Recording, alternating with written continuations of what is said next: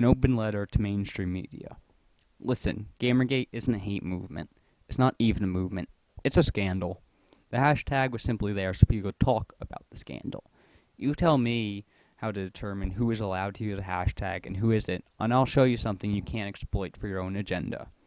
What was the scandal about anyway? Journalists were caught red-handed, conducting both sexual and financial improprieties with the subjects of their reporting. That alone was enough to call this a scandal. But what really set this thing in motion? What helped make this whole thing come to a head like it did? Maybe it was when the gaming journalists, including prominent figures in the industry, including editors-in-chief, all tried to cover each other like a bunch of corrupt cops.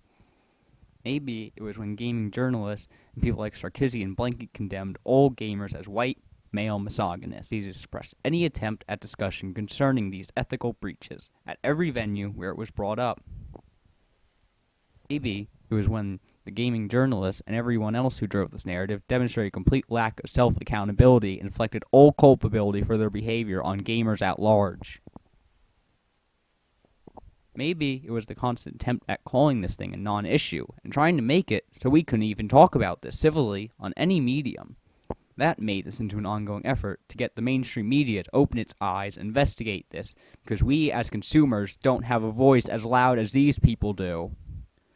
But now, we're seeing that the mainstream media has let us down, once again, by choosing to report based on the words of professional victims, so they can get clicks and views. Once again, we see ideological lines drawn as the basis of reporting instead of any semblance of objectivity in their words, because hit pieces sell. Once again, we see an attempt by a straw man point at it and say, see, this is the evil we're fighting against all along. And to me, all of this that followed the original story is the real scandal here. Those of us who aren't financially or ideologically invested in this are not fooled. We are not impressed by the moral profiteering. We are not intimidated at attempts of public shaming to marginalize our collective voice.